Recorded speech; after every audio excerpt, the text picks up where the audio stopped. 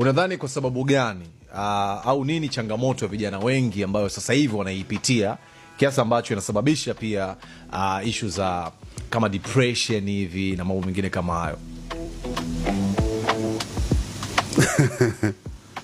Nafikiri watu wengi hawana hela hapo wasemi. Yes. Ndio. Kufika kwenye interview hapa mtu anahangaika kinoma. Yani nyima tuitaga tu njoo bwana kesho Ijumaa Chili Benzi utakuwa na hela kila mjuu tunapikaje. Na nyia mtoi hela. Kwa utajua mwenyewe unavofika. Ila kama mimi nikifika ni hela lazima mnipe. Mimi mwezi kuniambia kitu mimi hela mtalipa wenyewe wenyewe. Ndio naulizia Fauzia baba. Ndio nakusikia. Manake inamaanisha Chidi anaelewa. Hiyo ofisi ni mkubwa. Yaani Chidi ni mkubwa kiasi kama anamuuzia Fauzia chini pale.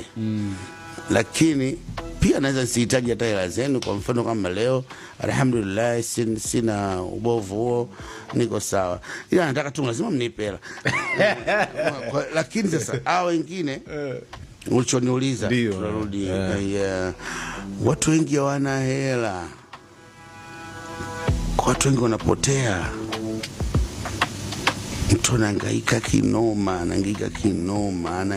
kinoma, huku foleni sijui kachukua nini bajaji maskini yani video wewe nakuaje basi wewe shingapi shika mgonjwa pande boda mpaka anakuja hapa. Watu wengi hawasemi ukweli, sio kama wenzetu nani wale wanakuja na Range Rover baba. Yanapaki mnafungua fungueni geti, si ndio bwana?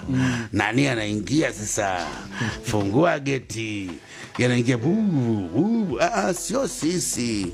Sisi tunapata tabu sana kufika hapa kwenye interview. Kwa hiyo hicho uchuniuliza ni watu wengi hawasemi ukweli. Kwa hiyo inawachanganya.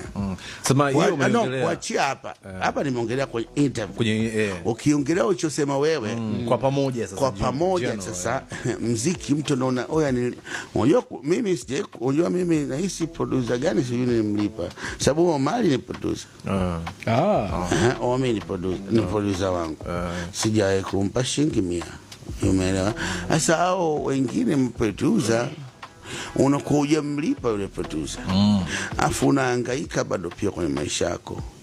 Wewe mwenyewe unatabika kupata usafiri kuenda kule kufika. Producer hapa yuko Mbezi. Sijui lakini yuko Mbezi.